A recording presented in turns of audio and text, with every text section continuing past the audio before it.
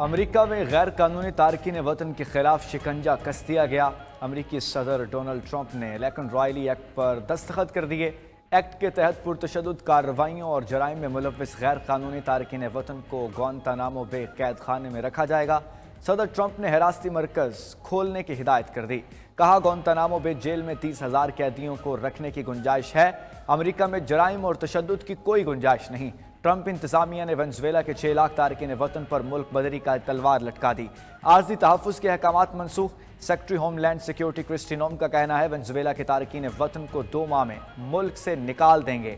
18 ماہ تک ملک بدری سے تحفظ کا مطلب جرائم میں مزید اضافہ ہوگا۔ ملک بدری کے حوالے سے زیرو ٹالرنس پالیسی ہے۔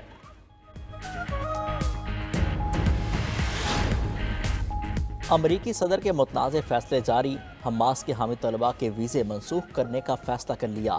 میڈیا رپورٹس کے مطابق ٹرمپ آج نئے ایگزیکٹو آرڈر پر دستخط کریں گے، جس کے تحت امریکہ سے فلسطین کی حمایت میں مظاہروں میں حصہ لینے والے طلباء کو ملک بدر کیا جائے گا۔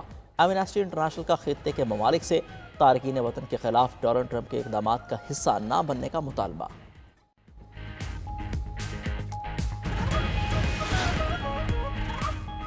وائٹ ہاؤس نے وفاقی امداد منجمد کرنے کا فیصلہ واپس لے لیا۔ امریکی میڈیا کے مطابق وائٹ ہاؤس نے گزشتہ روز وفاقی قرضوں، گرانٹس، مالی امداد روکنے کی ہدایات کی تھیں۔ کاروباری گروپس اور پروفیشنلز نے ٹرمپ انتظامیہ کے خلاف مقدمہ دائر کر دیا تھا۔ درخواست کے مطابق فنڈنگ روکنے سے لاکھوں شہری متاثر، ترقیاتی کاموں میں رکاوٹ پیدا ہوگی۔ وفاقی جج نے ٹرمپ انتظامیہ کی طرف سے امداد کی بندش کو عارضی طور پر منسوخ کر دیا تھا۔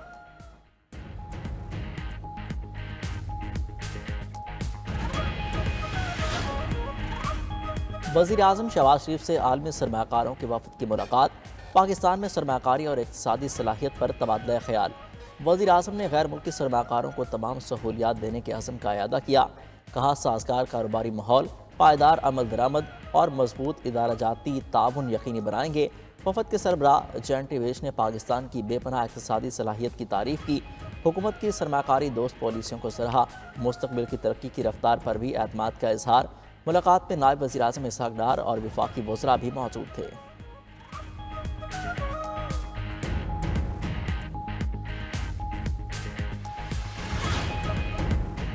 پاکستانی نوجوان کی محبت میں کراچی آنے والی امریکی خاتون کا واپس جانے سے انکار۔ جہاز میں شور شرابہ کرنے پر اتارا گیا۔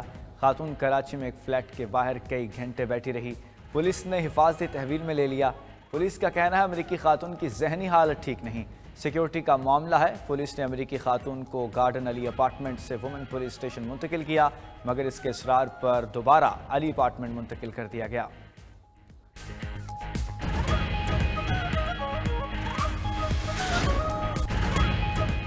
متنازع پیکا ایکٹ ترمیمی بل قانون بن گیا۔ صدر مملکت آصف علی زرداری نے پیکا ایکٹ ترمیمی بل 2025 پر دستخط کر دیے۔ ڈیجیٹل نیشن پاکستان بل 2025 اور national commission of the status of the women bill کی منظوری بھی دے دی۔ تینوں بل قومی اسمبلی اور سینٹ سے منظور ہو چکے ہیں۔ پیکا ترمیمی قانون کے تحت فیک نیوز پر 3 سال قید، 20 لاکھ روپے جرمانہ یا دونوں سزائیں ایک ساتھ دی جا سکیں گی۔ جرم پر اکسانہ، جعلی یا جھوٹی رپورٹس اور اداروں کے خلاف مواد غیر قانونی شمار ہوگا۔ Social media protection and regulatory authority کو سوشل میڈیا مواد بلاک یا ختم کرنے کا اختیار ہوگا۔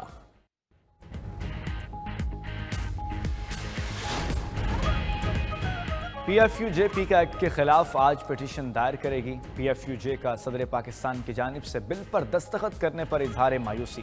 Secretary general P F U J Rana Muhammad Azeem نے کہا امید تھی صدر مملکت صحافیوں سے مشاورت کا کہہ کر ایکٹ حکومت کو واپس بھیجیں گے۔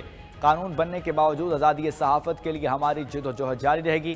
14 فروری کو ملک بھر کے ساتھ عالمی سطح پر بھی احتجاج کریں گے۔ ادھر پیکا ترمیمی ایکٹ 2025 لاہور ہائی کورٹ میں چیلنج۔ درخواست گزار نے پیپا ترمیمی ایکٹ کو غیر آئینی قرار دے کر کالعدم قرار دینے کی صدا کی۔ وزیر اعظم شہباز شریف کی زیر صدارت وفاقی کابینہ کا اجلاس آج ہوگا۔ 13 نکاتی ایجنڈا زیر بحث آئے گا۔ پی آئی اے کے پائلٹ سے متعلق بیان پر سابق وفاقی وزیر غلام سرور خان کے خلاف قانونی چارہ جوئی کرنے پر غور ہوگا۔ سعودی عرب کے ساتھ middle east green initiative charter کی توثیق بھی ایجنڈے کا حصہ۔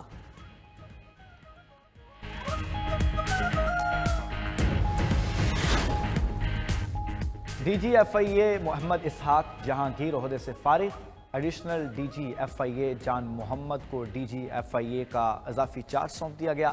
جان محمد مستقل ڈی جی کی تعیناتی تک فرائض سر انجام دیتے رہیں گے۔ وزارت داخلہ نے احکامات جاری کر دیے۔ ذرائع کے مطابق ڈی جی ایف آئی اے احمد اسحاق کو کشتی حادثات اور انسانی اسمگلنگ کی روک تھام میں ناکامی پر عہدے سے ہٹایا گیا۔ آئی جی کے پی اختر حیات گنڈاپور کو بھی عہدے سے ہٹا کر گریڈ 21 کے ذوالفقار حمید کو نیا آئی جی کے پی تعینات کر دیا گیا۔ حکومت نے پی ٹی آئی کے تحریری مطالبات کا جواب اسپیکر قومی اسمبلی کو دے دیا۔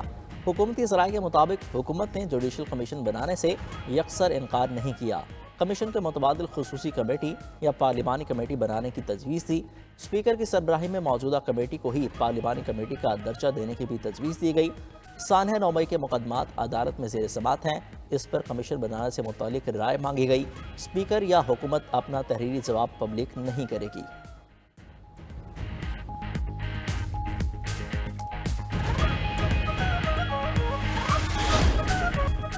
سینیٹر فیصل واوڈا کا کہنا ہے کہ بانی پی ٹی آئی کے لیے 6-8 مہینے تک کوئی ریلیف نظر نہیں آ رہا۔ گنڈاپور وزارت اعلیٰ اور بیرسٹر گوہر بھی لمبے عرصے تک عہدے پر نظر نہیں آ رہے۔ حکومت اور پی ٹی آئی دونوں کا ہدف ہے کہ بانی تحریک انصاف جیل میں رہیں۔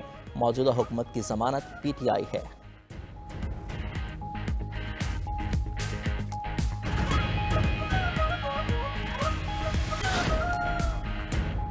فوجی عدالتوں میں سویلینز کے ٹرائل سے متعلق آئینی بینچ میں سماعت آج پھر ہوگی۔ گزشتہ روز سویلینز کے ملٹری ٹرائل کا ریکارڈ آئینی بینچ کے سامنے پیش کیا گیا۔ وزارت دفاع کے وکیل خواجہ حارث نے 7 کاپیاں آئینی بینچ کے ججز کو دیں۔ 4 ججز نے ریکارڈ بغیر دیکھے واپس کر دیا۔ جسٹس جمال مندوخیل نے ریمارکس دیے، یہ ریکارڈ تو اپیل میں دیکھا جانا ہے، ہمارے لیے اس ریکارڈ کا جائزہ لینا مناسب نہیں۔ جسٹس امین الدین خان بولے ٹرائل کو متاثر نہیں ہونے دیں گے۔ جسٹس حسن اظہر رضوی نے کہا 9 مئی واقعات میں بظاہر سیکیورٹی آف اسٹیٹ کا معاملہ نہیں لگتا، کیا یہ ممکن نہیں کہ تمام ریکارڈ پبلک کر دیا جائے تاکہ عوام ان ملزمان کی مذمت کر سکیں۔